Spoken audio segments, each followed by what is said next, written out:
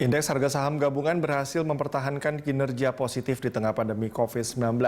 Meski sempat anjlok ke level di bawah 4.000, IHSG berhasil kembali ke level 6.000, bahkan sempat menyentuh level 6.200 pada pertengahan Desember 2020.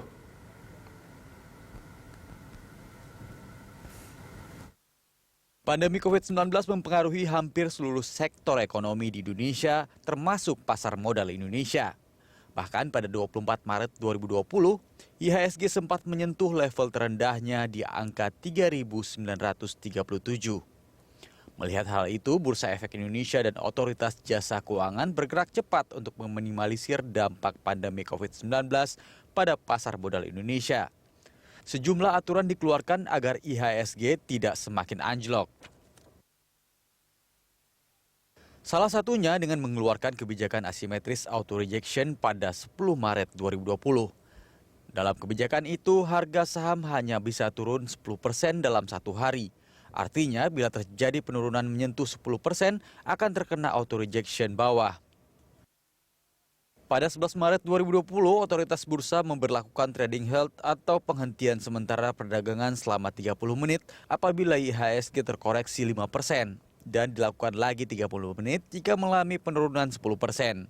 Selain itu juga diterapkan trading suspend bila IHSG turun hingga 15%.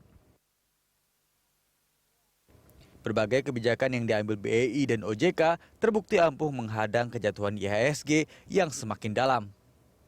Pada semester kedua tahun 2020, IHSG mulai kembali menanjak.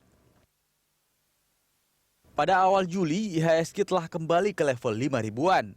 Berbagai kebijakan pasar modal yang diambil oleh OJK dan program percepatan ekonomi nasional yang diinisiasi oleh pemerintah membuat kepercayaan investor kepada Indonesia kembali meningkat dan membuat IHSG kembali ke level 6.000 pada pertengahan Desember 2020.